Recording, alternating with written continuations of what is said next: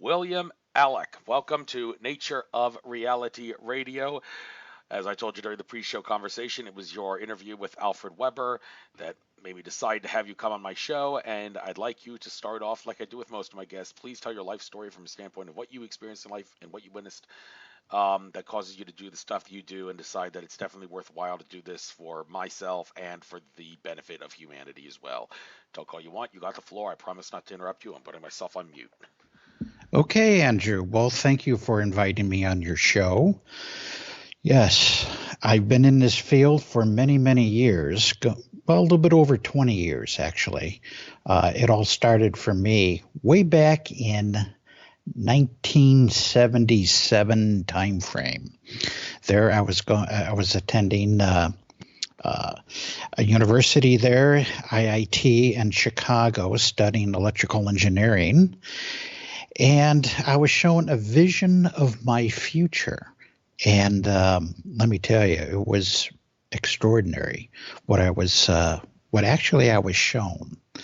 Now, what's interesting about this is that God really doesn't show you the journey that you go on. This is something that you have to experience yourself.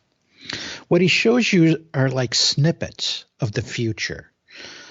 And what he showed me was pretty much, I would say, the kind of like the end game of what I'm up to here. And that is anti-gravity. And over the years, I became friends with some psychics, and all of them told me that what I would become famous for specifically was anti-gravity. And so, it started back in 77. And then over the years here, nothing happened. I would work at these corporations. I became a consulting engineer, and I work at various corporations. And I was wondering, in this vision that I was shown, anti-gravity, it's like, when is this supposed to happen? I had no clue at the time. But then, right around 1998, I went to this conference. And at this conference, Richard Hoagland was presenting. And he invited a guest there by the name of Tom Bearden. Now, Tom Bearden has a very interesting background. Your listeners out there can look him up on the internet. Tom Bearden is an expert in free energy and anti-gravitational systems. And when I attended this conference, I said, uh-oh, things are starting to coalesce here. It's starting to happen. And so that pretty much started my journey, in this field of researching free energy and anti-gravity systems. Because what Tom talked about was an extraordinary device that was invented back in the mid-'80s, mid-1980s. And of course, Tom documented what this device was. And so the inventor's name was Floyd Sweet. And all your listeners can look up Floyd Sweet on the internet. And his last name is spelled like what it sounds like, S-W-E-E-T. And he built this extraordinary device. And when I heard about it, being an electrical engineer, I've never heard anything like this before. Even the name Nikola Tesla, when I was going to school studying electrical engineering, never once have I ever heard the name Nikola Tesla mentioned and what he did. I was like, who is this guy, Nikola Tesla? Here I am, an electrical engineer, never heard of the guy. But he really didn't start becoming popular, until people started researching these devices. And of course, this inventor by the name of Floyd Sweet, developed this extraordinary device. And what it was free energy. And of course, Tom Bearden talked pretty much exclusively about this extraordinary device. And so what Floyd did is that he demonstrated this device. And of course, Tom Bearden fully documented it. You can go on Tom Bearden's website and you can order videos. I know he's got a book out.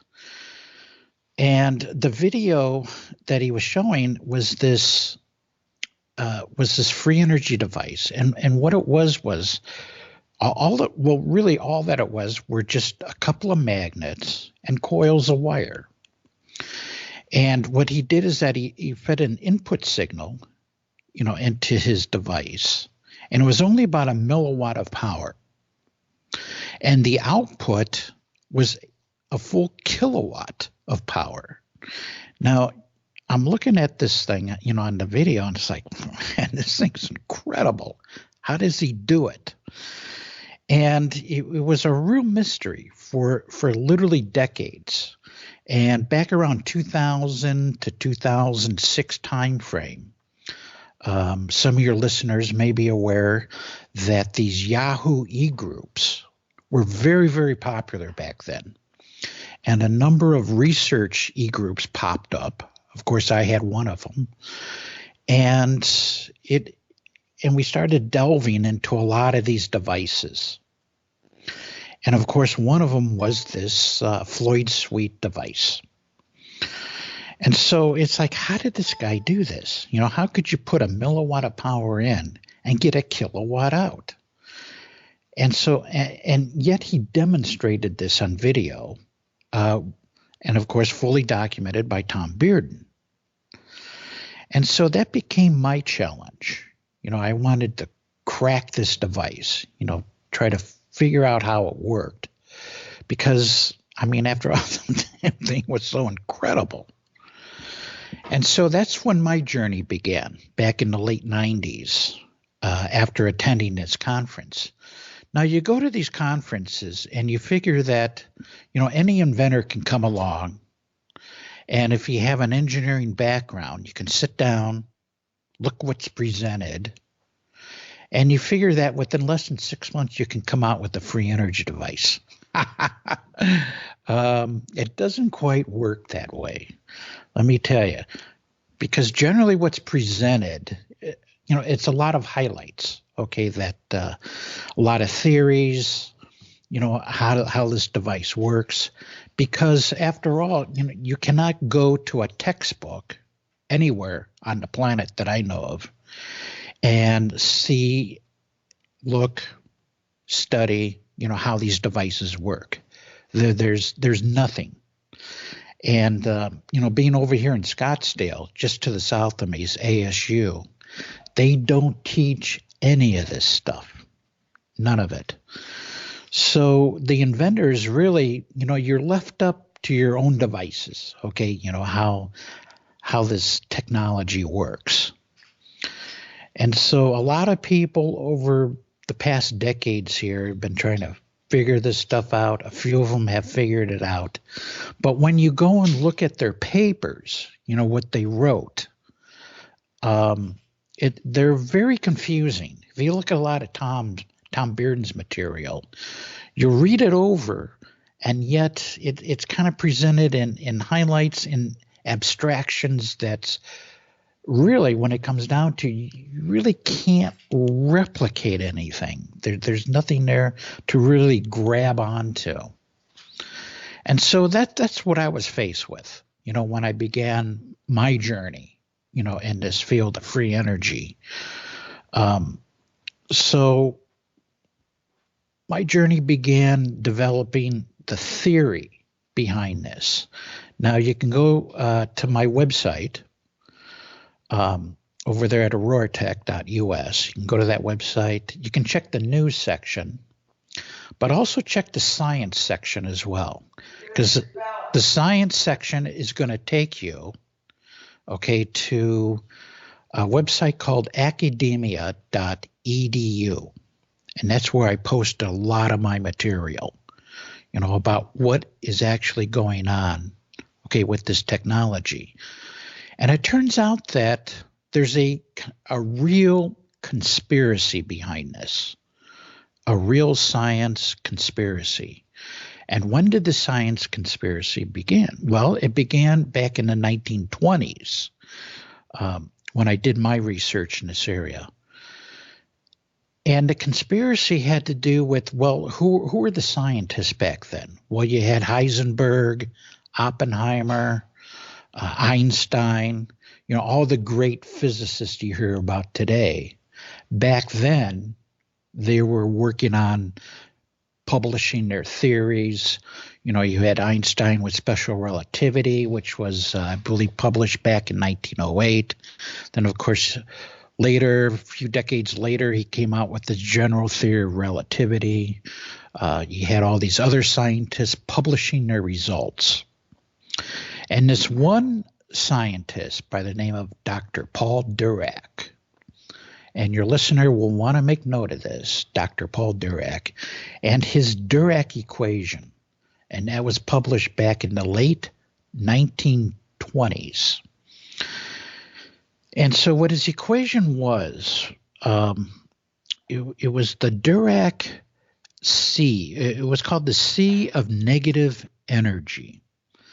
And the title alone is intriguing. Negative energy, what is that? Because you never hear about it. Even today, you don't hear about it at all. What is the C of negative energy?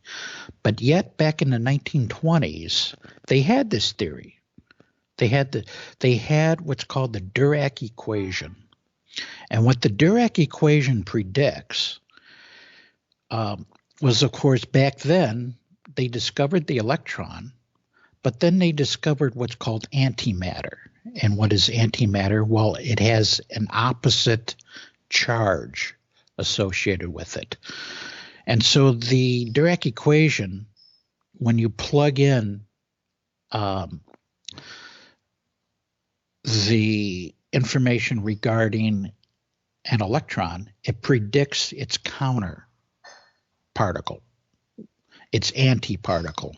And in this case, it was the positron. And so after this, it correctly predicted that particle. And of course, Dirac became famous. He became famous for his equation.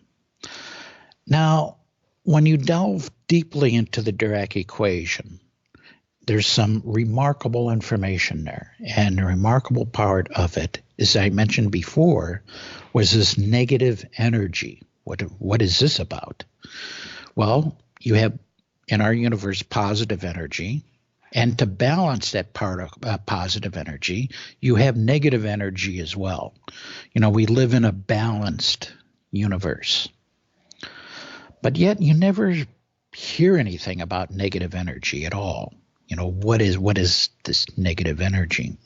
Hold on a minute. I know I promised not to interrupt you, but don't lose that thought about negative energy. But I have to interrupt you for a moment because a lot of my listeners, when they hear negative energy, they're instantly going to think about Daniel Teague of Vegas Star Healings, who I've had a guest on twice and reference frequently because he's done a lot of things for me. He actually has the ability to clear negative energy, but I presume that this is completely different from the negative energy he refers to, which gives you bad vibes and makes you get the heebie-jeebies and feel uncomfortable, and you don't know why, but it's because outside visible light negative Andrew, energy. It's a good idea to clear that up. Yeah, okay, so this is different negative because you're out to get into what it is, what your negative energy is, so I figured I had to interrupt you to get this out. So continue. Right. Yeah, this was something predicted back in the 1920s. What's called this negative energy component, because we live in a positive energy universe. All our technology runs on what's called positive energy, but yet nowhere to be found is this negative energy component. So what Heisenberg did, and you can read about this in what's called Don Hodson's paper, which was written back in 2002. It was published in Infinite Energy magazine. And it was called Dirac's equation and Dirac C of negative energy. And the listener out there can go and look this up. It's also on my website. It's also, I have it published in academia.edu. I got a website in academia.edu where I uploaded all my research in this area. And so the listener can go and read this paper because it's extremely fascinating. he gives you the whole history behind the conspiracy on why we don't have these type of systems, why you can't go to a Walmart or a Home Depot and buy an energy system that runs on this free energy. Okay, it explains why, what the conspiracy is behind this. So, the one who brought this to light to me, of course, was Richard Hoagland. He says, Bill, you got to read this. You got to read this paper, Don Hodson's. Well, for many, many years, he gave me that paper back in 2005, 2006, 2007 timeframe, right around there. So I said, okay. And I kind of left it on a shelf for many years. And then I started looking into it. And then I started looking into this paper that Don Hodson wrote. And I immediately became fascinated with it because I wrote a paper myself right around 2005 is where I started collecting all this information from these Yahoo e-groups because people would post information there. And I would come along and collect it. And I started writing this book of all this collected information. And it was really a book designed so that I would not forget about this stuff because it's, once you're exposed to it, you say, well, okay, that's interesting. But the thing is that I wanted a library where I would not forget this information. So I put together this book, and the book is called Newtonian Torsion Physics. And of course, I published it on, actually someone else took it. I had it on another website. Someone else took it, and then they published it in academia.edu. It still had my name on it. And every now and then I would get these emails coming in from academia.edu stating that, people are reading this paper that you wrote. And it's about 200 or 300 pages long. It's like a book. And it's really a book of mathematical equations describing a classical solution, to quantum mechanics.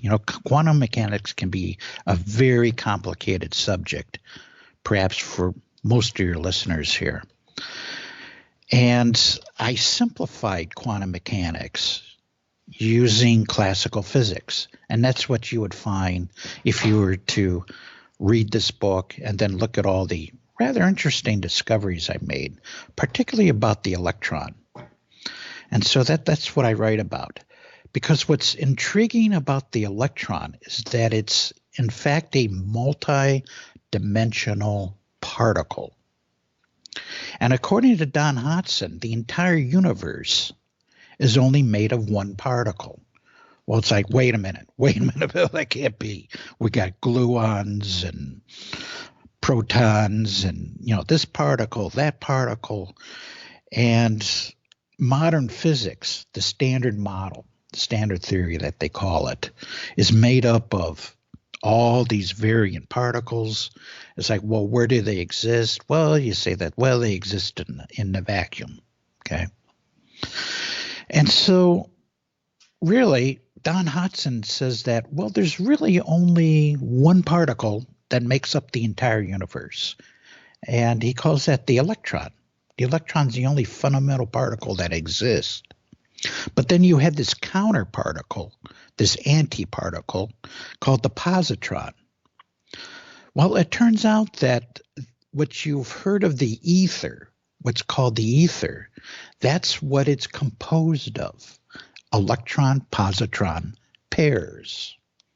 And so when you read Don Hodson's papers, he goes into a lot of detail about this macro particle that consists of electron-positron pairs.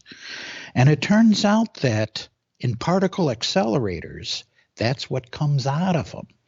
When they smash protons together, what comes out of these particle accelerators are these macroparticles splitting, And when they split, they spin off in opposite directions because of their charge. Electron has a negative charge, the positron has a positive charge. So under the influence of a magnetic field, they spin off in opposite directions. And that's what they see. That's what they see in these particle accelerators. And so according to Don Hodson, he says that all these other particles that were literally invented, okay, by so-called modern physics are artifacts of this ether, of these electron-positron pairs. And so, well, what's going on here? What is this? Well, it turns out that when I did my research in this area of these electron-positron pairs, is that they form lines of flux. And this is what you have with electric and magnetic fields, are these lines of flux. And they're composed of these electron-positron pairs. And that's what gives you the forces in nature. Because when these lines of flux form, they are actually transmitting what's called angular momentum. Now, where does that angular momentum come from? Well, they come from the electron and the positron.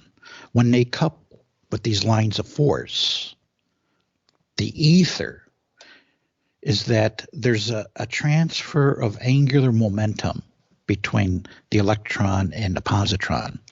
And so you can say that the electron itself is a vortex.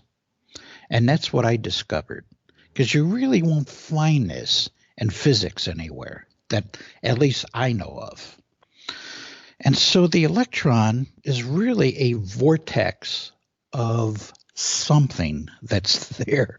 The something is the real mystery behind this, because you're dealing with something that's at what's called the Planck scale. And the Planck scale is even smaller than the electron itself. The electron is a gigantic particle when you compare it with what's really there, this substrate. I call it an electromagnetic plenum. And you'll find that in my research. If you go to academia.edu, I talk about this electromagnetic plenum. And that's what the electron is made of. Okay? And again, you won't find this anywhere, in academia. But yet, when I did the equations, and you'll find that in Newtonian torsion physics is where I analyze what the electron is. It turns out that the electron is nothing more than a hollow vortex, a hollow sphere, so to speak. And around this sphere is I can only describe it as a vortex of this electromagnetic plenum. And so the energy alone, okay, that makes up the electron is absolutely incredible. I mean, the listener probably heard of, the vacuum energy is just astronomical, okay, from a lot of researchers. Well, the question is, how astronomical is it? Well, it turns out that it takes 1.68 gigawatts of power to power one electron. And anyone can do the math. and I present it in a form that's, I think, is easily digestible. And it's on the academia.edu in my website there, where I go into detail about the electron and how it forms these macro pairs that we call electron-positron pairs that they know about in these particle accelerators. But yet nobody has really explored that frontier, as of yet that I know of. But yet it's critical for these devices. You have to know this in order to start figuring out how these devices work. Because it turns out that you can take these electrons and there's a phase relationship associated with the electron. And what I'm talking about isn't the phase relationship between, let's say in electrical engineering, the phase between the voltage and the current. I'm not really talking about that, although it does interact with that. I'm talking about the phase angle of the spin of that electron. Now, back in the 1920s, the researchers back then discovered what the angular velocity is of the ordinary electron. And they discovered it was way beyond the speed of light. And so the experts back then, Heisenberg and all the others out there, said they essentially rejected that whole concept that the electron is a spinning vortex, spinning. And I calculated, I did all the math on that, and I discovered that it's spinning about 26 times the speed of light. It's absolutely phenomenal what the electron is spinning, the spin rate of that. So what they did is that they threw away a lot of this information that the scientists were actually coming up with. They threw that away and basically said nothing travels faster than the speed of light, not even the rotation of the electron. But the thing is that, yes, it really is spinning at that rate. And it allows that electron to become a multidimensional particle. And this is how you access other dimensions, just by rotating, changing the phase, the spin angle of that electron. Now, the spin angle is unheard of, okay? But yet that's what falls out of the math. When I did the math, I kept it all in there. I didn't throw anything away. Kept all that math in there. And you discover that there's this spin angle associated with this electron. And when you start changing that spin angle, the electron will start to change its relationship, okay, with our universe. It'll start to move or rotate into another universe. All right. Well, what's our universe? Well, we know it has 3 dimensions, X, Y, Z. We know there's a dimension of time. But what's interesting about time, when you look at general relativity and Einstein's general relativity, is that the equation only describes 3.5 dimensions. Now, the half a dimension of time is the time forward component. We live in a time forward universe. Now, wait a minute here, because Tom Byrne always spoke about time reversal. And we see time reversal in some aspects of when physicists do research with light. Okay, there's some time reversal associated with that as well. So time reversal is the other half of this time forward universe, but it's missing. You know, we don't see time reversal in our universe. It doesn't manifest in our universe. But yet, when you change this phase angle of this electron, and how you change that phase angle is applying a force to that spin angular momentum of that electron. Just by applying a force will cause that electron to rotate into this other dimension. And that's how these devices work. They work by tapping into energy from this, what would I describe it, as a perpendicular universe? That's how Alfred Weber described it. It's like a perpendicular universe, a universe that's at right angles to our universe. And just by changing the rotation of an electron, you can access these other dimensions. And of course, that's what the ETs are doing, you know, with their ships, is that they're changing the phase angle of that electron into this other dimension just by applying a force to it. And I call that force torsion.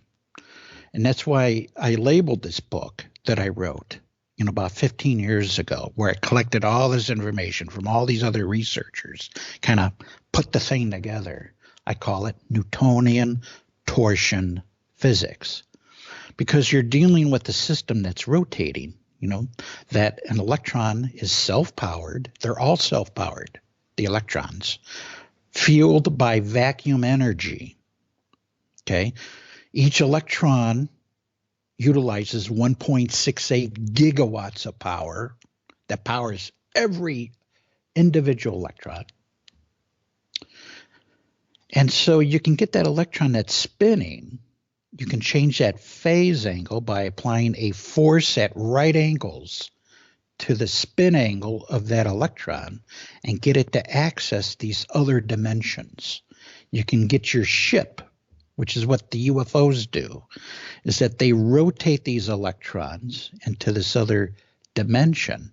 And that's why they're seen as to vanish, or these anti-gravitational effects associated with them. Because when you change that phase angle, you can actually change the mass of that electron as well. And what's that mass doing? You're decreasing that mass. Well, it turns out that when you take that electron, you apply that right angle force to that electron, you can decrease the mass of that electron. And if you apply the same force as an electric force to that, you can accelerate that mass beyond the speed of light, because you can rotate an electron into these other dimensions where the mass no longer manifests in our universe. It manifests into this perpendicular, what Alfred Weber described as a perpendicular, or it's at right angles to this, just by changing that phase angle, okay? So that means that the ship, you see the UFO hovering, it appears to have no mass, but yet there it is. And then it can just blink out. Well, how does it blink out? Well, it rotates. Just the electrons rotate into this other space, okay, that's at right angles to ours. Now, you'll also see at academia.edu, okay, is that we live in a universe composed of, I believe it's at least 12 dimensions, plus a full dimension of time. And what I mean by a full dimension of time is that you're not only time forward, like in our universe, but in this other universe is time reversed. Okay? The other universe is time reversed. So what I mean by a full dimension of time is that you not only have time forward, but you also have time reversed as well. And as I said before, the way that you access these other dimensions is just by applying a right angle force to these electrons, changing that phase angle into this such that the electron will start to decrease its mass, because the mass is now rotating into this other dimension as well. And so when you hook up your scopes, to a free energy device, because free energy is associated with anti-gravity as well. That's what the discovery was with the Floyd Sweet device, is that when his device operated at full power, the free energy device as well also lost weight. Okay? And so, well, what's going on here? Well, that weight of the device is now manifesting into this other space, okay? This time reverse space. So the free energy device operated cold. It didn't operate hot. It operated cold because through his special process, which is what I'm duplicating in our lab, a special process that he applied to his magnets, he got his magnets to act as a metamaterial. And that's key to this technology. You have to work with what are called metamaterials. Of course, that's probably a term you heard before. It's been thrown a lot about, especially in the UFO field. You know, the skin of these craft are made of metamaterials. And so the free energy technology as well is also utilizing a metamaterial. And that's how you get the spin angle to change on these electrons, is that it provides an additional force. The metamaterial alone, it's like I can describe metamaterials as like, well, if you look at the material bismuth, you know, for example, bismuth has what are called diamagnetic properties. In other words, they repel a magnetic field. The same thing with a superconductor. Superconductor does the same thing, but a superconductor is an ideal material to use. But it's hard to utilize because it doesn't operate in normal room temperature. You know, they're trying to develop room temperature superconductors. It's a difficult thing to do, but yet you can get these other materials to act like a superconductor as well. For example, this bismuth and also various sorts of ferrites will also act as a metamaterial as well. But that's what you want to use. That's what you want to use to access these other dimensions. And so, I mean, personally, yes, I have seen these devices utilizing as materials, and the effect, I'm very concerned about, you know, the effect that's produced as well. Because what's interesting about, you know, when you start working with what's called this negative energy, when you start working with it, you know, it has these very interesting properties. And the thing is that you cannot directly measure negative energy because it doesn't exist here. You know, it doesn't exist in our positive energy universe. It exists in this other universe. But you can see the effects of that negative energy manifest in our universe and how it affects positive energy systems. Okay?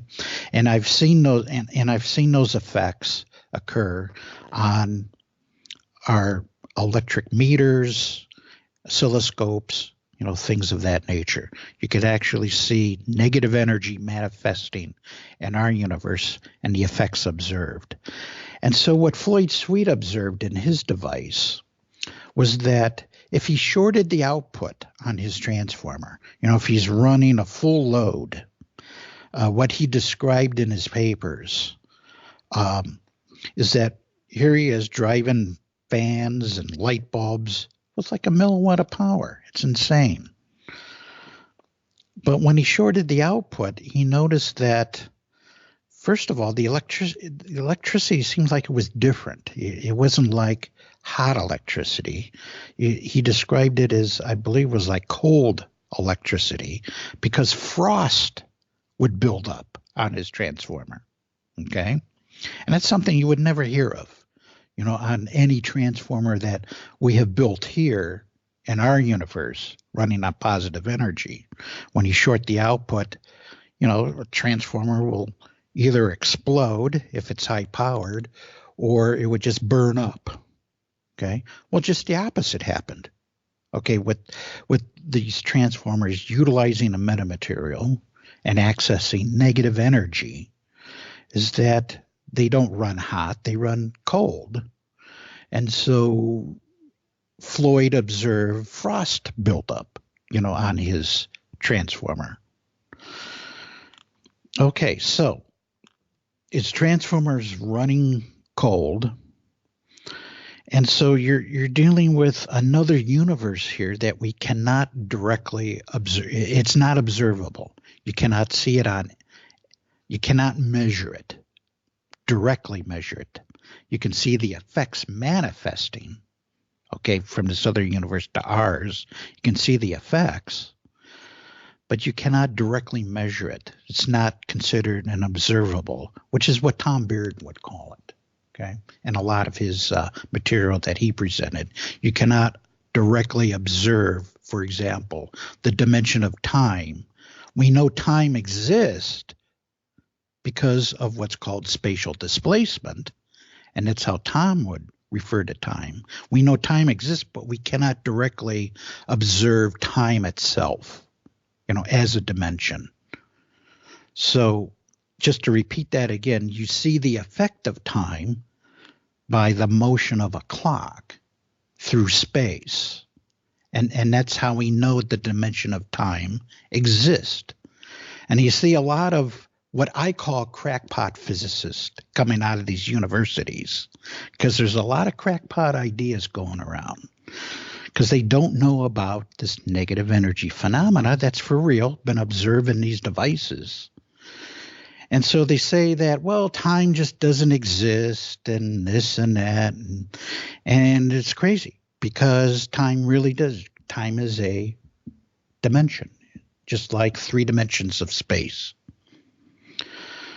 And so again, referring back to Tom Bearden, Tom would say that, well, we know time exists. You can't directly observe it, but we know it exists because of spatial displacement.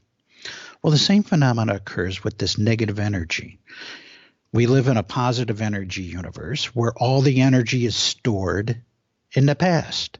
When you use your phone, right, your smartphone, that energy was put there in the past. When you burn fuel, the fuel that's burning was put there in the past, okay, as a hydrocarbon. When you burn hydrocarbons, that energy was put there in the past so you can burn that energy. The same thing with looking at stars at night.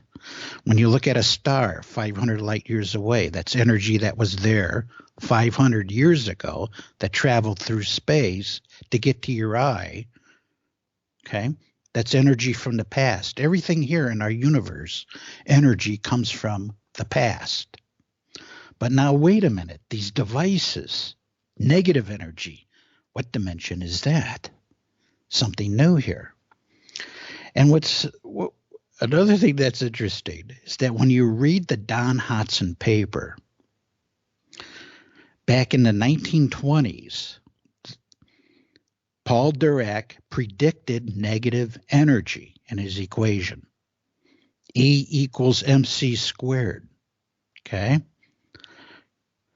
That equation came from the 1890s. Einstein did not invent E equals mc squared. It was invented before Einstein.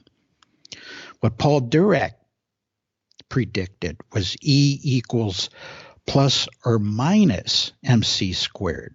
And that's what comes out of the Dirac equation. Okay? E equals plus or minus mc squared. What does that mean? Well, okay, hold on, I interrupt you again. When I hear you say that, I'm thinking, okay, so did Einstein plagiarize the equation, or did he just stumble across it in his equations, and it just so happened to be an equation that came from the past that Einstein just gets all the credit for because his work is, well, yeah, I don't know, more. Well, we don't know. Okay. Yeah, we don't know. See, I went to an Einstein exhibit. It was held at the, I believe it was the Field Museum in Chicago. I went to the Einstein exhibit, and they were showing his published papers. And it turns out that his theory of special relativity, published, I believe, was 1908 in that time frame. They were showing the actual paper there. And there was no bibliography. You look at the paper, right? Now, the mainstream scientists should have rejected that paper, but they didn't. They accepted the paper without a bibliography. So you don't know where Einstein came up with this. Okay? So a lot of physicists would say, or mathematicians, they would say, well, he invented it. Well, no, not exactly. E equals mc squared was around for a couple of decades before Einstein. I believe it first appeared in the literature back in the 1890s. Okay? So Paul Dirac came around with this, and he published his Dirac equation. And let me tell you, he caused a real stir in the scientific community. Okay? He not only derived the equation E equals mc squared, but E equals plus or minus mc squared. And that's what comes out of the Dirac equation. And it's like no matter what they did, Heisenberg had a major meltdown over this because it would provide an avenue of research, okay, that if it was pursued, if it wasn't for Heisenberg, we would be in the Jetson age today, okay, because negative energy would be thoroughly researched. But they took it out of his equation back in the 1920s when his equation was published. And this occurred, when did this occur? Back in the 1930s. And you can read that in Hodson's paper. Now, Hodson's paper, as I mentioned before, was published in Infinite Energy magazine back in 2002. I have the paper on my website. If you want a good background, a good history lesson of what happened back then, because this is what gave us the world we have today. Okay, the work done back in the 10s, the 20s. This is what gave us the world we have today, which is in a pitiful state. We should be in the Jetson age. Okay, but because of Heisenberg and company, and the mainstream establishment took a hacksaw to the Dirac equation, and they got rid of this negative energy component. That was predicted. Okay, E equals plus or minus mc squared. What's the solution there? You have positive energy, positive mass, times c squared. You also, as a perfectly valid solution, you have negative energy, negative mass, times c squared. Okay? And so they got rid of the negative energy, negative mass component of that equation. And they're instructing the community, do not research this area. Do not go into negative energy. And it's been true ever since. Okay? And so being the radical that I am, the heretic that I am, okay, I just put it all back in and work with it, and started deriving all these equations and so forth. And you find out that, you do have negative energy, negative mass with this as well. And so everything that I've been describing here is that when you start, they even took a hack job to the structure of the electron, because physicists, they always want to put something inside the particle, okay, that makes the particle itself. They put quarks, gluons, all kinds of crap in there into the electron or the positron or the proton, and they try to turn it into something that isn't. Okay, and then they invent all these other particles to give it some substance. And when I did all the math on this, I discovered that the electron, it's a hollow particle. There's nothing inside the electron. You can't have anything inside the electron, because then the electron would collapse upon itself. It would produce a singularity inside that electron. And so what I discovered is that the mass, the fields, electric magnetic fields, are all on the outside of the electron. You can't have anything on the inside of the electron. The same is true for a black hole. Okay? You can't have anything on the inside of a black hole. It has to manifest outside of the particle. You can describe a black hole as a particle.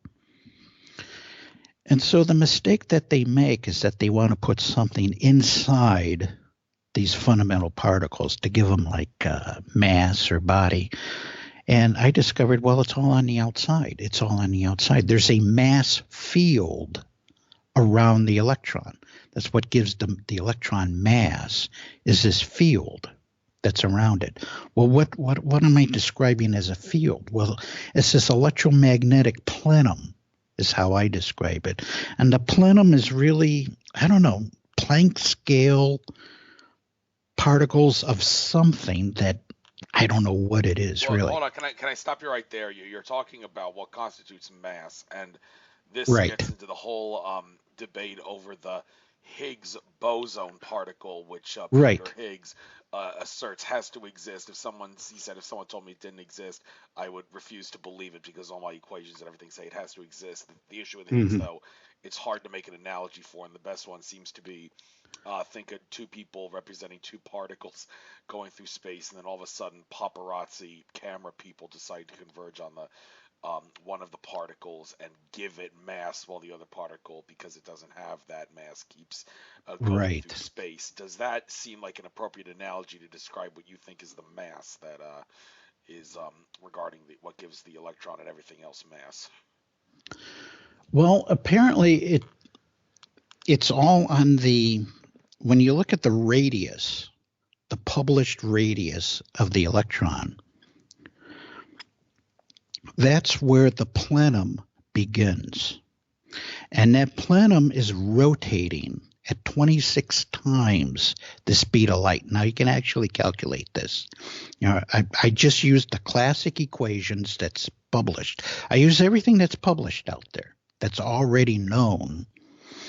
And I can derive what the speed that the vortex is rotating at the radius of the electron it's 26 and change over the speed of light, 26 times the speed of light. So now there's something very interesting going on here, and that is, when you use the published equations, the mass also has to be on the outside of that as well. The electric field, for example, is on the outside of the electron. If you have anything inside that radius, the electron would collapse on itself as a singularity because it's manifesting a field inside that electron. And when you do so, the equation, everything runs on this inverse square law. It's whatever you're describing, whether it's electric, mass, or gravitational or whatever, it's over r squared, the radius squared. And so if you have anything manifesting inside that radius at r equals 0, you have a singularity, and the whole particle would just collapse in on itself. It wouldn't exist. But we know just from the equations that the mass of the electron is finite. Everything is finite outside of that electron, okay? And so that's how we know the singularity cannot exist in regards to these fundamental particles. You can't have anything on the inside, so they have to be hollow spheres. And I ran through all that math. Okay, I ran through all the math in the Newtonian torsion physics book. I go through a lot of that detail. Made a lot of interesting discoveries. I discovered that special relativity was actually discovered back in the 1830s, believe it or not, because it's embedded in what's called the Biot-Savart law that describes the motion of an electron through a wire producing a magnetic field. That's the Biot-Savart law. And special relativity is built into that equation. And I show how that's derived. You can do that classically.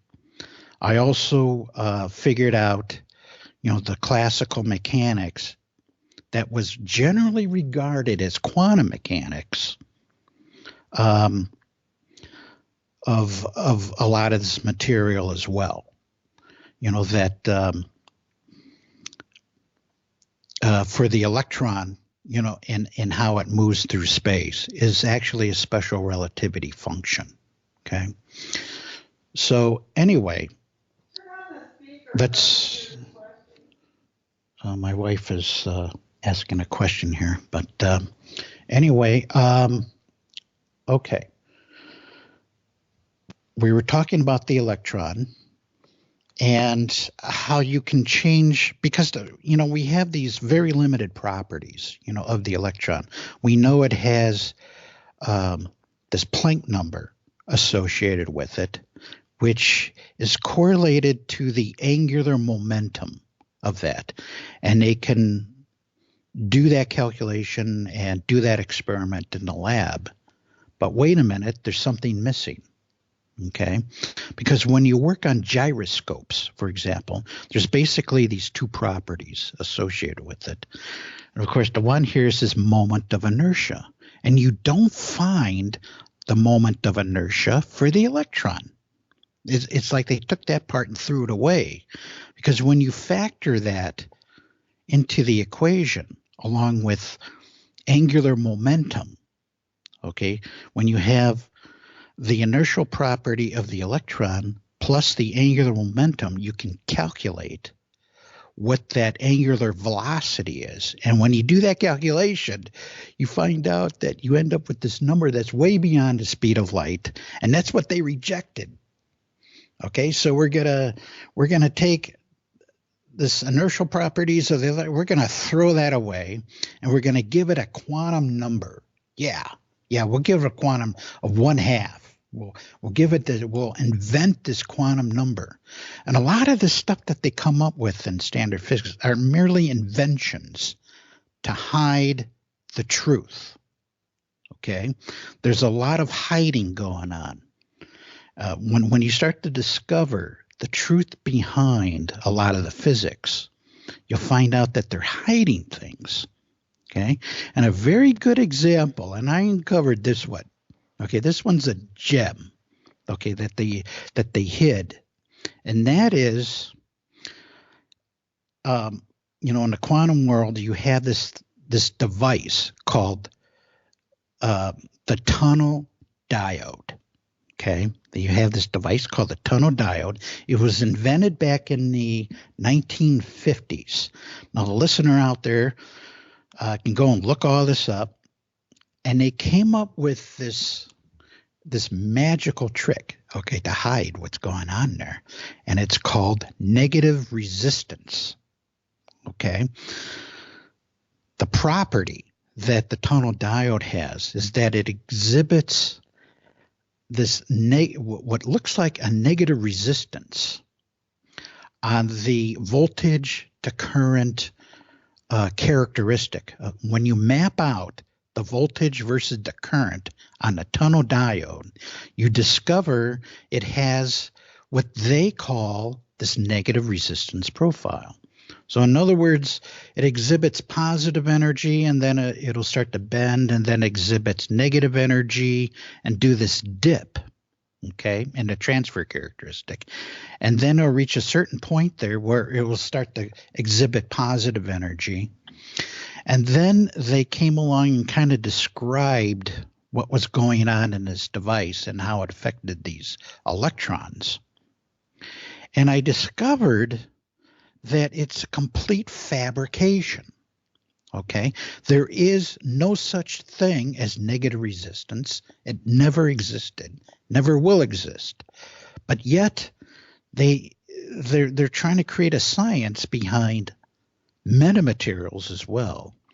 And they'll call that negative resistances as well. And the whole idea behind that concept, okay, is to hide negative energy from anyone doing negative energy research and calling it negative resistance. Because when you go and look at Ohm's law, for example, negative resistance really affects the electric current. It doesn't affect the resistance, it affects the electric current. So that when you start working with negative, these type of materials, gallium arsenide is a good example with these that they use with tunnel diodes. You set your certain gap, okay, in there, and it exhibits this negative resistance effect. And so what's going on here, that there really is no negative resistance. There's only negative energy, okay, that's acting on those electrons. Okay, it's passing through the material, but that material is just a resistive material. That's all it is. The same thing with metamaterials. They're just materials. That's all they are. And so the focus was taken off of negative energy and then placed on negative resistance and saying, well, it's a property of the material. No, it isn't. There is no negative resistance, just negative energy affecting that electron. And what I described before is that you're changing this phase angle. And you're actually changing the energy of that electron. As you push it along in your circuit, you're changing that phase angle, causing that electron to rotate into these other dimensions. And that's how you work with what's Tom Beard referred to as free energy systems, because it's directly correlated to negative energy and has this anti-gravitational effect as well. Because negative energy, you're going to have anti-gravity with that as well. And so all these systems, these type of systems, whether you're working with metamaterials that change the energy of those electrons, not the resistance, the energy, you're working with that negative energy, it's going to impact that electron, changing the energy of that electron, causing it to rotate in these other dimensions, just by applying a force at right angles, because that's what gallium arsenide is doing in an electric circuit, is changing the energy level of those electrons as they flow through the circuit. Okay, so you have this negative energy that's present there. So now you can look at the tunnel diode in a completely different light. And I described this as one of my little poster board presentations that you'll find on academia.edu, because one of them has to do, well, a couple of poster board presentations in there talk about quantum tunneling, because that is quantum tunneling. Okay, the phenomena of quantum tunneling is this access to negative energy. And so the tunnel diodes, they correlate to quantum tunneling effect, which is actually a classical effect. It's not really, this another invention is quantum mechanics. It's another one of these inventions that they came along with, to overcomplicate, to hide things is what they're doing. They're hiding negative energy. They don't want you to look at it. And that's exactly how Heisenberg described it when you read the Hodson paper. Okay? You see what they did back then in the 1930s is to get rid of this negative energy. We don't want to deal with it. And because he dealt with that, okay, in this way, we don't have the Jetson age today. We don't have warp drive. We don't have anything that these ETs are using, what they're trying to show us, because we don't have a clue how they work in a positive energy universe. None of that is taught. None of this is taught at any university. But all I did is just put that back in, and guess what? You'll get the Jetson age from this. Okay, you'll have free energy systems utilizing negative energy, which is what? Perpetual motion, right? You look up perpetual motion on Wikipedia, they say deliberately that it's impossible to do. You cannot have a system that can convert thermal energy to electric energy. You cannot have that. But yet that's exactly what these systems do, okay? Is that you're working with, perpetual motion is possible. Vacuum energy driving the electron will drive it forever. You're utilizing these properties. That's already there. And Tom Beard, he referred to that as free energy. You have this anti-gravity component. And guess what? You'll have the Jetson age with this technology, okay? Because now we can access that through the electron, just one part. You only need one particle to do it, just by changing that phase angle of the electron, the spin, okay, the spin direction, because now the electron has a direction, okay? It has a moment of inertia And if you accept the fact that, yeah, that electron is spinning 26 times the speed of light, you can change that phase angle to rotate into these other dimensions. So you can build these vehicles. You can have anti-gravity. You can have free energy because they're directly related just by twisting, applying that torsion to the electron. Because once you recognize the electron is a spinning vortex, just by applying that force to that spin angle, because the moment of inertia gives you that spin angle, you can now, the correct version of the spin angle now. You have to have the correct equation, because if you go and look this up on the internet, you're going to get the wrong equation. Okay. But if you look on my papers, that's over there at academia.edu, I have the correct equation for that. That'll tell you that'll give you that spin, that angle, and you just rotate that spin angle into these other dimensions. And that's how you acquire free energy.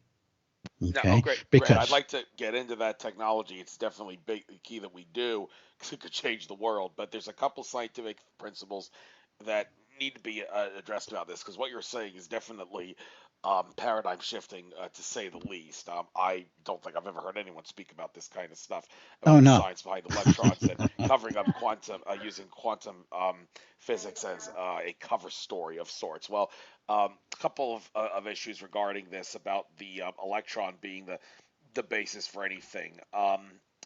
Some people would hear that say, well, what about quarks? Aren't quarks, are they just what neutrons and protons are comprised of at their fundamental essence? But if electrons are comprised of quarks, then obviously you can say quarks are the fundamental thing, not electrons. And to get even further than that, I've heard from, including many people in the spiritual but not religious communities, that the string theory people are accurate at the most basic fundamental level. Everything is vibrating strings. Okay, so why isn't that vibrating string the thing that you're glorifying here instead of, and why is the electron the thing you're glorifying instead of the string, if you're trying to make sense of all this? Well, those are my first two, and then please answer that. And I got one more thing that I really have an issue with regarding the electron spinning.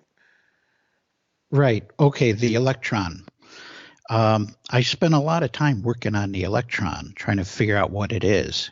And as I described before, it's when I did the math on this, I'm using all the classic equations that's already been worked out. And I discovered that the electron, there's nothing inside the electron. Well, physicists, they want to come along and they want to put something into particles. Okay. They want to fill a particle and says that, well, this particle has mass. But the thing is that when you do the numbers, okay, on these particles at the fundamental level, I discovered that the particle itself is empty. There's nothing inside the particle. So in other words, the mass, the fields, electric, magnetic fields, they're all on the outside of the electron. That the electron is really a spinning vortex of this, I can only describe it as an electromagnetic plenum that's at the Planck scale. Okay. That really the universe is filled with this I can only describe it as an electromagnetic plenum. I really don't know what it is, but it's what gives the electron its properties, because the electron is a construct of this plenum. That this plenum wants to form these vortices called an electron. And this electron has these electric and magnetic and mass properties associated with it. Yeah. And that when I did the math, I just come to find out that there's nothing inside the electron. There really are no quarks. There are no gluons. None of this was all invented by particle physicists. And if you read Dotson, sorry, but the vibrating strings too, a string theory. Right. That's all made up too. Yes. It is. This is all made up. It's I know this sounds completely crazy, because a lot of people want to accept particle physicists, what's going on in the vacuum here as fact. They want to consider it as fact. But what Hodson presents, now Hodson presented this material, and he says that it's broken. Okay, what the standard model doesn't work, doesn't really work, doesn't really describe what these particles are doing at this level. And he's saying that really protons, for example, are constructs of these electrons or positrons and the ether. He essentially says that they're constructs of that, and that there's really only one fundamental particle that exists in the universe that creates everything. And it's a completely different model. We don't know what this model is yet, because I can only see it at the electron level. But in terms of atoms, I really don't have a construct for that. What atoms really look like using this model, because it's not the Bohr model. It's not any of these models that they came up with, that they invented back in the 1920s, because they invented all this stuff. It's all an invention, and it breaks down. And if you read Hodson's paper, you'll find out that it's really a contrived nonsense, is how he describes the standard model, because it's not reality. It's not what's really going on, because you cannot explain. If I took my device, okay, my free energy device, and I put it on a prof's desk just down here at ASU, he's not going to have a clue how that works. Not a clue. I can describe the characteristics of it, of that device, but he's going to look at me cross-eyed, because there's nothing in his lexicon, in his repertoire there, that can describe what this device is doing, because it was all thrown away back in the 1920s. Okay? Because Heisenberg said that do not research this area. Okay? We're going to get rid of it.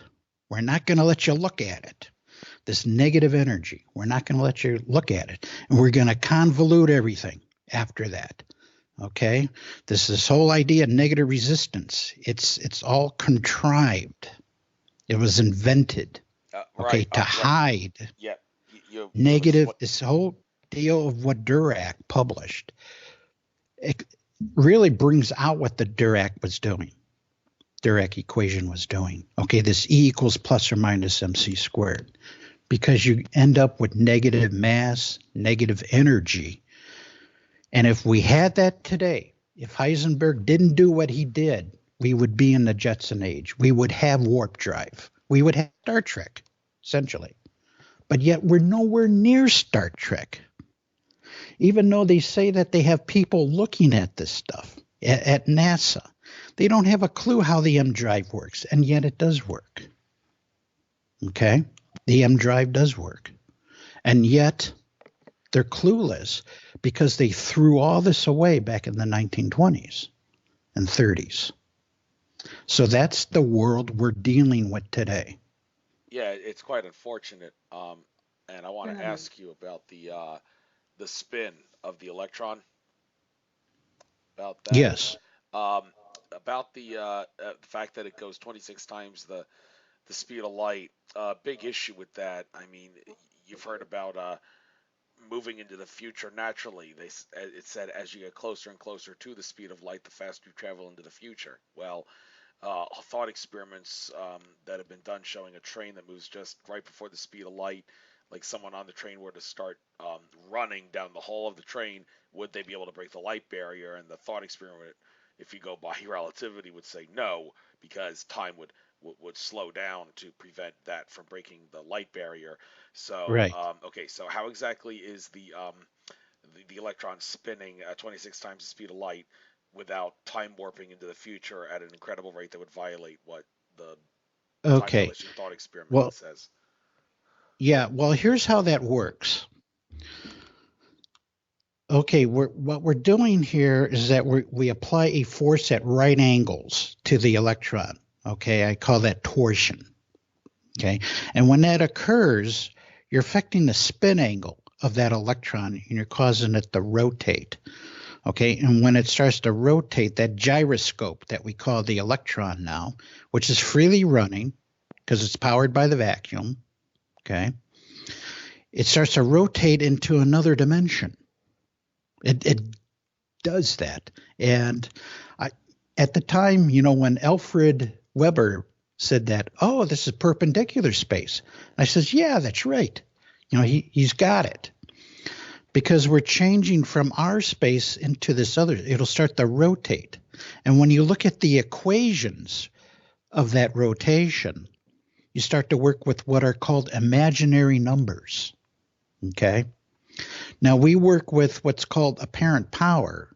When we work with AC systems, for example, you're working with, and power factors. You work with something that's called apparent power. Well, you also have something that's called apparent energy as well, which describes the whole energy of that system. And so we're taking that apparent energy and we're starting to rotate it. And when you rotate it, you attach an imaginary number, okay, to that rotation that's occurring. And so that apparent power will then start to rotate. Well, what do we see here in our universe? When you hook up instrumentation to this, you start to see the power drop.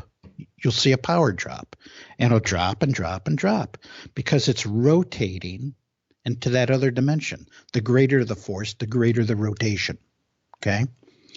So that torsion field effect now is now rotating. That electron is now rotating into this other dimension because that's what the imaginary number represents. It represents another dimension that we cannot see, touch, or feel.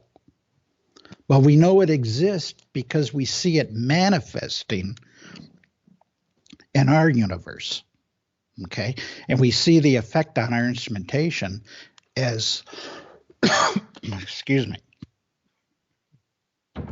I'm starting to lose it now. I'm losing my voice, but That's anyway. okay, I'll take over for you. That's my wife, Aurora. Oh, there's your audio level. Oh, hi there. Yeah, I'm starting to lose my voice, but Here, I have a sip what of we're water. doing is rotating. Rotation is the key. Yes. And that's what Richard Hoagland talks about. Rotation, rotation, rotation. Well, that's right, Richard. But we're rotating an electron into this other dimension, represented as an imaginary number. Now, when you apply that imaginary number to your equations, all the equations still work. All the electromagnetic equations work, but now you're working with imaginary numbers. And when you square an imaginary number, guess what you get? A negative number. When you square the square root of a -1, you get a -1. That -1 is the negative component that is rotating to. That electron is rotating to. So you're dealing with this negative mass. Negativity, does that validate the work of Carl Friedrich Gauss and all the other mathematicians who dealt with the square root of -1, which is an imaginary number, but what your work does shows no, this is those numbers, the imaginary number is a misnomer. It's not imaginary. It does exist, and what you're explaining shows how we can make sense of something like that. Yeah, exactly. Okay. Exactly. Wow, that's revolutionary. Yeah, because we're dealing with another 3D space that's at right angles to ours. And then there's another 3D space at right angles to that imaginary space, and that's your negative energy domain. We regard that as time future. We call that time future. And what is time future? That's the future that hasn't happened yet, right? So the future is flowing into the past through the 0 point. That's the short of it. That's what creates our past. Sip this. Because we exist in the past. We don't exist in the future. We exist in the past at a certain energy level. Okay, so many degrees above Kelvin. Kelvin is your crossover point between these universes. And so when we take the electron, we can rotate it into this other universe that's perpendicular to ours. And then some of that can manifest as mass in the negative energy realm. Here, here, take a sip. I mean, my voice is almost gone. Well, one of the things I wanted to say about right angle turns is, it's my wife. This is my wife, Aurora. Aurora Light. Hi, Vice President of AuroraTek. Yeah, I've been listening to your interview with Alfred Weber. So by the way, you're welcome to come on as a guest on my show. I would really like to talk about my experiences that I'm aware of. About the government's cover up on human appearing ETs. I'm one of a few people that I've met who the FBI tried to recruit at 6 years old. Ooh. Now you have my undivided attention. Okay, that's interesting. But well, that makes for another show. Yes. Okay, so I did try to send you an email. So this is my next assignment, helping Bill Alek here roll out this golden age technology for a golden age on planet Earth. And that's what this technology will provide. We will untether ourselves from central control, and we'll be able to free ourselves. We'll be able to live on 2/3 of the planet, the water here with this technology very easily. We could power up boats and all those things to be able to have a lifestyle we could only dream of today. And it would allow us to grow foods in the most unusual places. When you have unlimited technology that's bioenhancing rather than biodestructive, which is everything we have today, that's a big game changer. All of a sudden, we're going to be able to grow things that we weren't able to grow so easily, and provide true subsistence for the world. But we are going to have a planet of order, and there will have to be, a population control, of course, in order to maintain a planet of balance. And so as we bring abundance to the world, we also have to bring, some good sense to it too, so we don't overpopulate and create chaos and suffering for those who are here. So we're going to grow very fast. We're going to have to put a lot of rules and regulations in place that we can't even conceive of today. But one of the biggest propellers into the golden age is going to be this AuroraTek technology. Now, Bill has already procured a patent on the self-charging energy management system software that runs his hardware devices. He's also has a transformer that's way over unity, and we're about to go from a seed level of people coming in the door from all over the world who are interested as investors in our founders group here. We have physicists, engineers, international salespeople, and people who are just interested in seeing the golden age come about here on Earth. Now, within a short period of time, we're going to go from the seed level to a more heavy-duty investor level. It won't be $1 share for private stock. We're going to be going public here in the near future, and we will be getting ourselves onto the stock exchange here soon. So it's, right now it's the very beginning stages of patents and prototypes, but we're very excited about the direction. Our first unit that we'll be releasing, it'll be called the Go Power Up unit, and that will be for powering up smaller items up to 500 watts. It'll cover scooters, light bulbs, a lot of smaller items. Have you recovered, Bill, from your little coughing attack there? You think you're back in motion? Andrew, I apologize for my voice here. It's all right. I understand how it is, and thank you, Aurora, for covering. I do want to give you the chance to have some glory on my show in much greater detail. So check your email box, please, so you can find that message I sent to you about being a guest. Because Okay, wonderful. Yeah, I'd love to talk about the cover up on human appearing ETs. yes, we'll schedule you very soon. And by the way, if Bill really is too shot to talk, I guess I can give you until 8 p.m. Aurora if you want for this show, and then Well, Bill's coming back around. He's regaining the living. Okay, I think the voice is coming back here. Sorry about that. But anyway, I think the public, the people now, are your listeners, are they able to ask any questions while we're doing this This is not interview? live. This is always pre-recorded. It used to be live on Blog Talk, but that's not the case Well, anymore. I invite people to check us out at AuroraTek, and that's spelled TEK.US, and see what's going on over there, because we do have science pages and all that where people can go quite deep into what we're doing. Bill has been, an Ivy League student and a gold medal winner as a kid in science, and he's always been on the cutting edge of this kind of thing, and he spent a lot of years working for Fortune 500 companies. And now he's able to put all that knowledge about hardware and software development to work for AuroraTek. And we're planning on, because of this, the interesting turn of events that has taken place politically, we now have an opportunity to get patents released at a much more rapid rate than ever before in the last 50 years.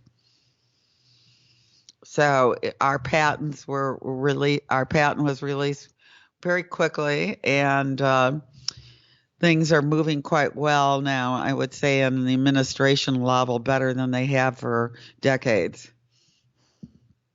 Well, that's very reassuring. Keep getting the technology out there, and well, with that being said, seems like this administration wants that to happen. Right.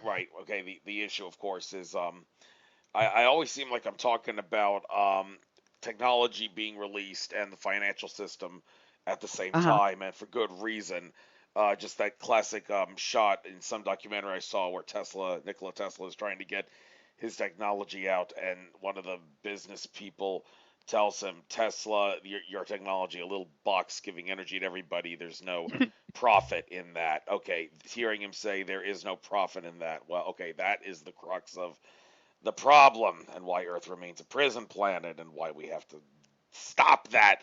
And hopefully, well, the idea, as the theory goes, when the technology is released, we can get rid of money. Or if we get rid of money, we can release the technology. And, well, which is going to come first? It's a chicken egg kind of thing. Well, here's the way it's rolling. Okay. People are going into alternative types of banking right now. And I think they're going to alternative types of energy. It's just a flow that's so huge. It's like a tsunami that can't be stopped.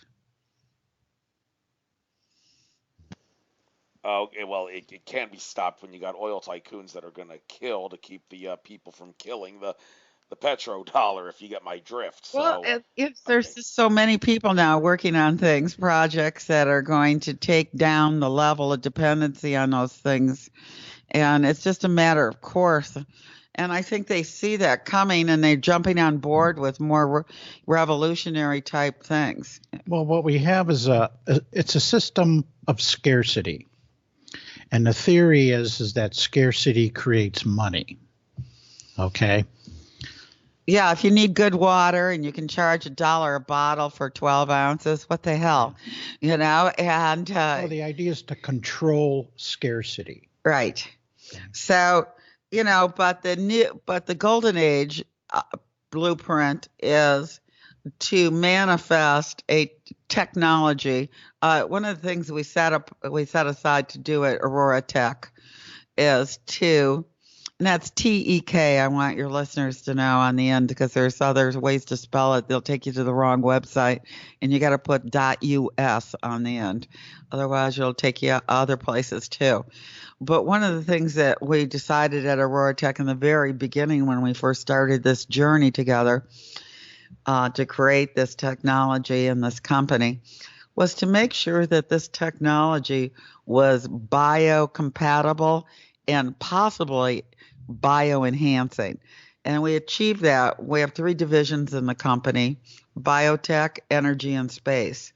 Now, the biotech division is our fast grow technology and our nano water conditioning systems and our vitality pads, which are good for horses, people, and all that. Now, how can technology be used for so many different things that we're working on? Well, it's like this. Our technology has a field dampening effect that allows the biosystems to be able to function in a much more clear, concise way. So, like for example, if you're feeding a plant water, usually water is clumped together from 18 to 24 molecules, but with our technology, it declumps the water. The water is able to be absorbed by the root systems of the plants better, along with the nutrients that they're given. And then that works also for people and animals too. So the effect is even on machinery. So our technology has this field dampening effect that allows a transformer to go over unity, and it allows other things to occur, lift effect, so that we get the anti-gravity effect out of that as well. So it's interesting how they're all tied together. And so those of your listeners out there who are connected to growers who are growing cannabis, we are particularly interested in getting our technology out at this time for testing in some facilities around the United States. So those of you who are connected to those kind of facilities, reach out to us. Is it okay if I give out a phone number? Yeah, sure. If you feel comfortable doing it, Yes, you I are do. welcome. I've been doing it my whole life. I'm used to being a public person and working on public projects and things like that. So I'm going to give out a phone number for those of you out there who are interested in connecting with Bill Alek or myself, or the future of this technology rollout that we are about to embark on. And the phone number is 480-474-4388. And that's the direct number to the launching pad where we put all this together. And we're here in the McDowell Mountain area of Scottsdale, Arizona. And we have our development facility here. It's under 24/7 security. And we do invite some people over who are interested in seeing it, who are want to be part of the development team or want to invest passively in the company. We allow that as well. We have physicists, engineers, and people like that, a lot who understand what Bill's doing and are very excited. They say they've been all over the world investing money, all over the world, and they've never seen anybody as far along as us, with the physics and the engineering ability and all that to make this happen in a very simple and easy way. And Bill, this is something that you plan on bringing to market here very soon, isn't it? Well, that's right, Aurora. I'm working very hard on this, and it's been a challenge, let me tell you, because other people have worked on these type of projects as well, a lot longer than I have. You know, I kind of think of myself as a newcomer, even though I've been at it for 20 years. There have been others out there that have been working on it 40 or 50 years and have dumped millions of dollars into this. And because they may not have the physics background, you know, a lot of these inventors don't have a physics background to explain this phenomenon. You see, Bill's a rare combination of hardware developer, software developer, and physics, you know, and there's just electrical engineering background as well. It's just, you know, he's got a rare background. So one of our biggest investors is a physicist and an electrical engineer. So, you know, that's many years of study. Let's put it that way. Well, yeah, I mean, they work on this stuff for decades. The problem is that if they don't have a physics background, they can't explain the phenomena. But it's more than that. You have to know the history behind the physics as well. And that's what I try to present on all this information that's available freely, okay, on the internet here at academia.edu. So just look up my name, and that website will come up, and there's a ton of documentation out there that kind of puts a reality on this technology, okay? That, yeah, there is such a thing as perpetual motion. It's for real, okay? It's part of the universe, or the various universes that's tangible to us, that's accessible. We're about to make a huge jump into the new age of development in many arenas. That's right. I mean, this is new age technology. This golden age technology, I prefer to call it, because of the fact that it emancipates mankind from central control. Yeah. See, it represents a transition from scarcity to abundance, okay? That everyone can come along on this trip, okay? And that we're no longer subject to this control. It won't have this feeling like I have to take from you to have what I need. You can't have what you need, because then there won't be enough for me. Right. And then we see China and India. They want everything that we have. They want it all. Of course they do. And what globalization has done is to transfer our wealth to them. Well, they didn't know what the rest of the world had, 100 years ago before TV. And they want it. But now that they all want it. Now that everyone around the whole world knows what it's like to live well on planet Earth. So the sacrificial lamb here is the United States.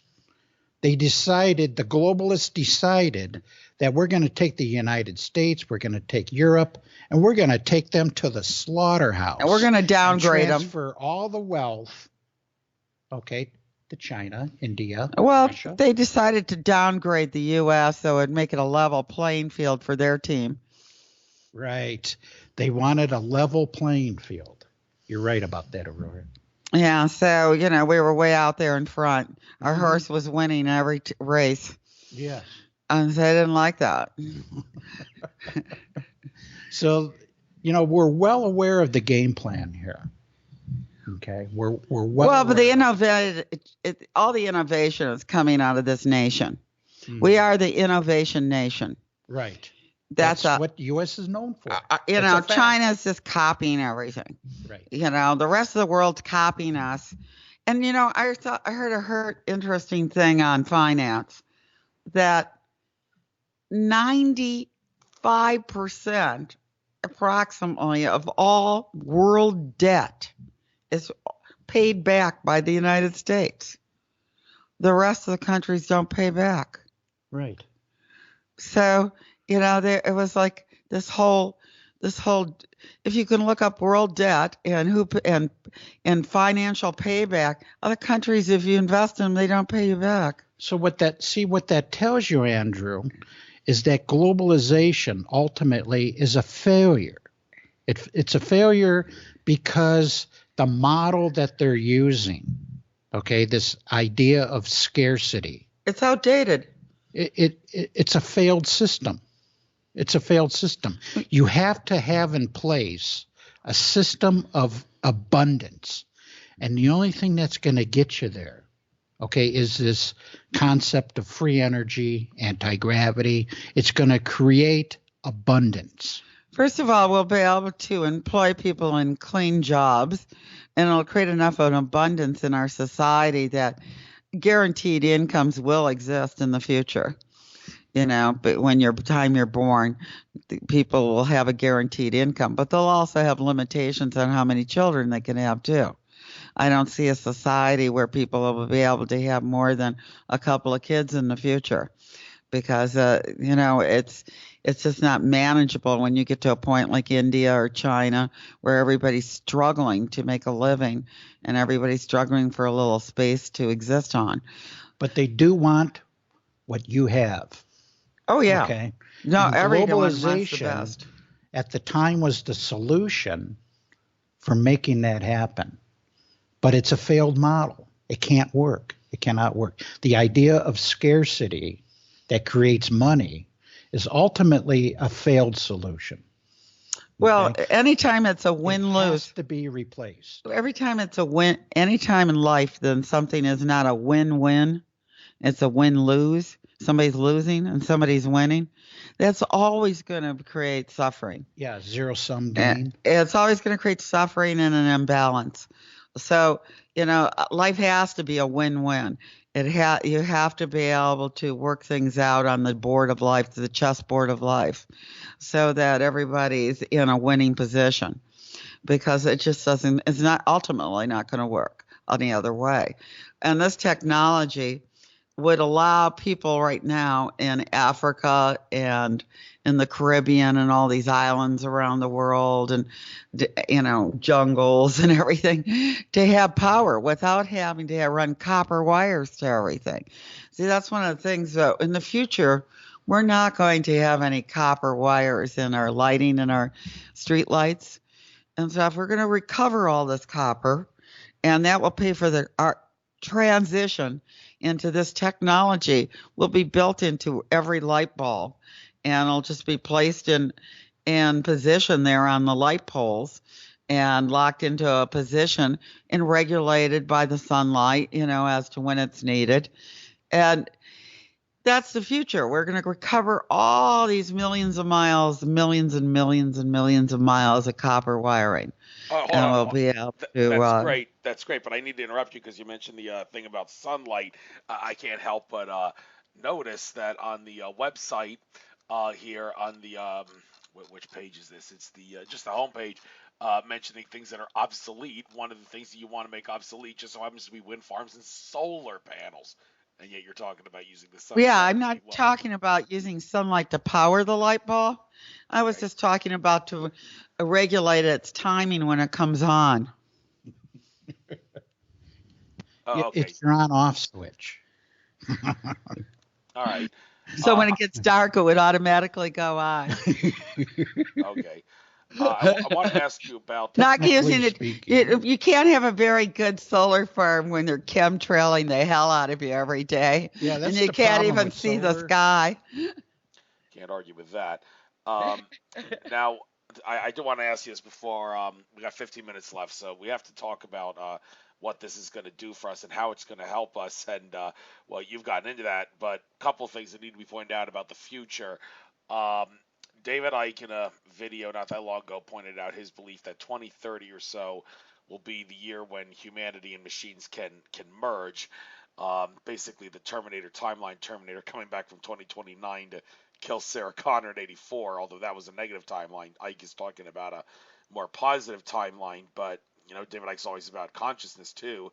Surprisingly, he didn't talk about how can we maybe, I hate to say this, but eventually someday the technology that you guys are glorifying, it can become obsolete if we use consciousness to overpower it and use nature, like intermingle with nature in ways that would make your technology obsolete. I mean, that would be a bittersweet moment. Well, that would be called really the Isle of Paradise. Yeah. So, but when you get to heaven, you won't need any technology. That's true. Right. But what about the 2030 thing? It's not too far down the road. Well, I've known David Icke for many years since he first came out of the gate swinging. And, we've done lots of conferences together. I've spoken at a lot of conferences with him. And spent a lot of private time with him as well. And, I think that, David has his skew on things, his perspective, as each individual does. And, let's face it, as somebody who's written a lot of books on reptilians, his viewpoint on life may not be very Pollyannic. You know what I'm saying? He's got a pretty tough view on things after writing all those books on, the negative side. And then he had to flip it over and go, okay, I got to write something positive now. And that's good after 30 years of negative stuff. Yeah, I can imagine you do have to write something positive. But the point is this. There is an advanced group of extraterrestrials that I have been in touch with. I have a book out on that subject that I'd like to talk about on your show when we focus on that. And it goes into the fact, it's called Prepare for the Landings. And I go into the fact that our government is very aware of the Galactic Federation of Light and very aware that their technology is way more advanced than anything they've got.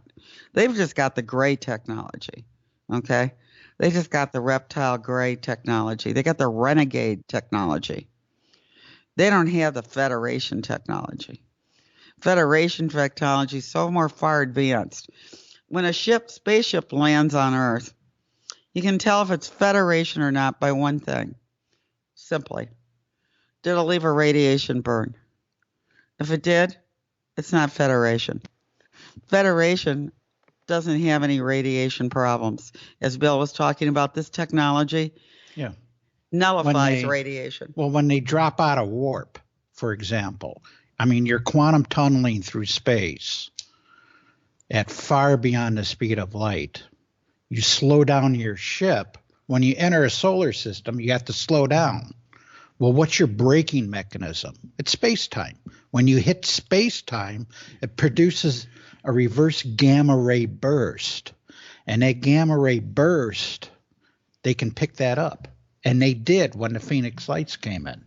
Jim Delatoso talked about that. Jim Delatoso has been a friend of mine for decades.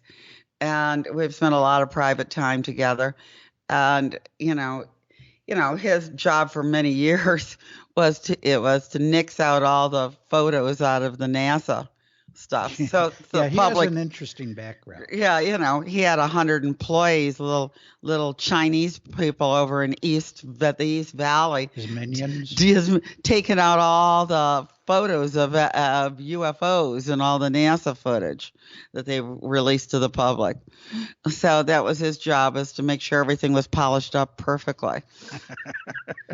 So, this reality has existed for a long time. I've had contact, and the way we're going to move forward with this technology, the sacred, I might add, technology. This is sacred. This is not the technology the Greys have. This is not the technology the government has. Let me be clear on that. They don't have this advanced of technology yet. And they never really will understand the workings of it because it's so complex that they wouldn't be able to really decipher it very easily at all. And but they do have the gray technology, but that is high radiation technology. It's not what ours is. And it doesn't make the plants grow twice as fast as our technology does. Our technology makes the plants grow so fast and beautiful and strong and so happy. I mean, it's an obvious difference. And this nano water for humans and stuff repairs the people on cellular levels in an obvious fashion. So our technology, we are confident, is much different than the gray spaceships that leave radiation burns on the ground. Yeah, because their ships are slightly radioactive. Right. Because of that reverse gamma ray burst radiates their ships. And so when they drop out of warp, you hit space-time as like a braking mechanism, okay?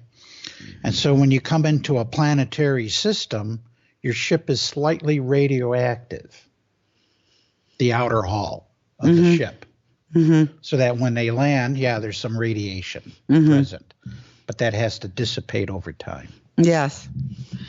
Yeah, so the Federation and the non-Federation, let's call them, they have been at war for quite some time. I was present with a lot of famous people in New Mexico. Bill was there too, when we all saw the war in space. Oh, yeah.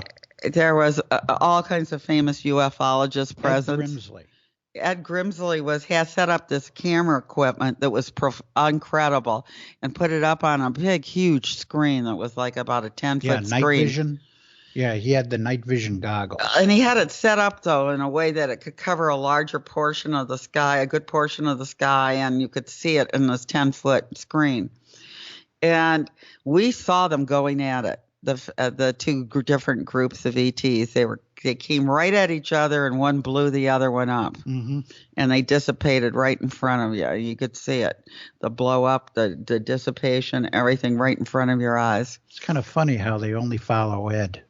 And you see that phenomena occurring. It's incredible. Yeah, it was in everybody who was there watching it, all the UFO people, we were just like, all right, now we have seen something. We all knew right then that it was true, that there is a war in space going on right over our heads. In fact, when the government issues night vision glasses to their military, they tell them, don't look up at the sky, only use them for ground. Don't look up. You can. Wow. Yeah. Yeah, that's the interesting about night vision, is that you see a lot of interesting things going on up there. Yeah, you can see things that you wouldn't normally, the eye wouldn't catch. Right. So our time is almost up here, but I want to invite everyone to come and to check out our website and AuroraTek, AuroraTek.us. And then I have a cosmic website that is called vortexnetworknews.com, where you'll see my crystals and some of the things I do. I specialize in opening up people's third eye chakras and making chakra balancing crystals, things like that. So that was my former life before I got into technology, which I was always fascinated by. You know, I've always sold the Nikola Tesla patent books for the last few decades. So I was always very enthralled, and I met Bill through the technology industry. So it's an industry that's going to change how we live in the future, and it's coming very quickly to your doorsteps. And it's going to create a world of abundance. The transition from scarcity to abundance. And then we'll be able to live in brotherly love with one another, that we won't have to fight each other for anything in the future. Right. That's the kind of world we want. It's definitely the kind of world that I want to, and I wish you guys the best of luck that I could possibly wish, because technology becoming revealed, the hidden technology becoming revealed, and the technology that should be obsolete, oil technology. Out with the old, in with the new. It's got to stop. We need to get new things, and I keep bringing up money whenever I talk about this, but the two go hand in hand. You can't expect to get this technology out unless we solve the financial system too. And well, I'm not even going to go there, but this is mainly about technology, and you guys did a fascinating job talking about this paradigm shifting information regarding technology that you offer and how it works and all that stuff about Bill, about the electron and other dimensions, and also asserting as far like string theory is flat out wrong and all. That's revolutionary. Hey, Andrew, yeah. Do you think that the electron could be the true God particle? Well, think about that. What is consciousness? You know what I'm saying? It's the zero effect, which has always been associated with the God factor, creating something from nothing. That's basically what the electron is. That's what I'm talking about. There's nothing there. That's the God particle. That's the real God particle. There you go. Science will make us think the Higgs boson, which gives mass, would be the God particle, but where are they coming up with that? I don't know. That's just mainstream science brainwashing, I think. When you think about the electron being absolutely void, that is what is God is the Isle of Paradise. If you read the Urantia book and you get the Urantia map, and you'll see the Isle of Paradise is a timeless, spaceless creation, also known as the void.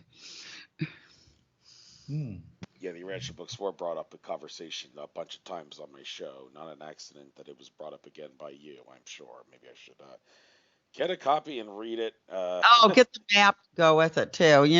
Buy it directly from the Urantia Foundation. URANTIA, Urantia Foundation. Very good.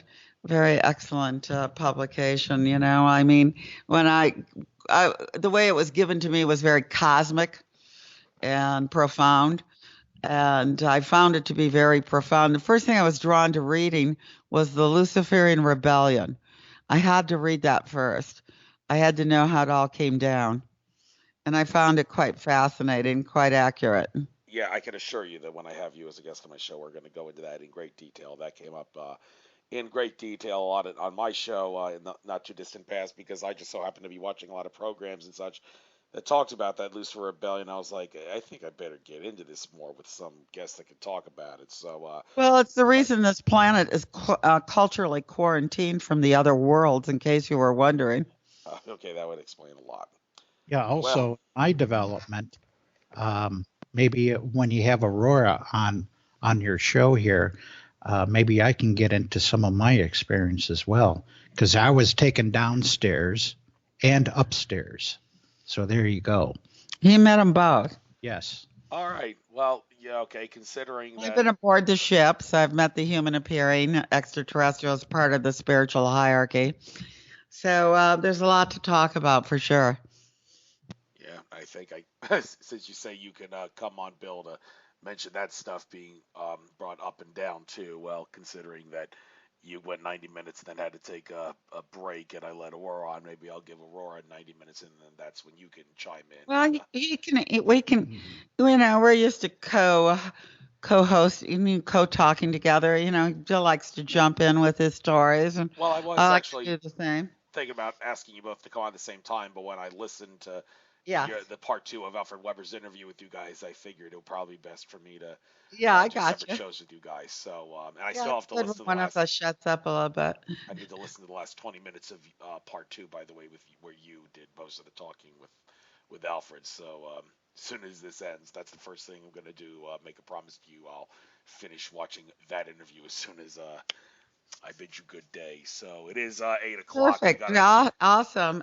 It's been a pleasure. You sound like someone with an interesting background. Can you tell us a little bit about yourself? Uh, okay, I think I better do that through messages and on Facebook and email. It's Okay, best not well, to bore just my out of listeners who curiosity, do you have a background in any of the things we've discussed? background, no, but do I obsess about researching this kind of stuff in my free time to the point where I could be considered an expert without a degree? One might say that. Oh, okay, So, good. okay. So I think that's the best way to put it. So, All right, so you're obsessed. yeah, okay. But in a healthy way, for sure. Like Yes. the rest of us. Mhm. Yeah, we all want to see this major change come about, and all of us feel it's on the horizon. Yes, I do as well. And keep using the law of attraction to your benefit to make the reality that you see possibly manifest better for everyone. Well, that's the best advice I think I can give anyone at the moment, because we create our reality and it starts at the individual. So, Archangel Michael had an interesting thing to say about that. all right, let's end on this quote by Archangel Michael. Go Archangel ahead. Michael said, "Faith is the super glue of reality. It's the mortar between the bricks." I like that. Perfect. All right. Well, for the sake of all the people who have lousy attention spans, let's end the show now because we've reached the 2 hour mark. And I'll get back to you very soon, Aurora, about doing another show in greater detail. And best of luck to you all. Keep up the good work. Just thank you for having us on.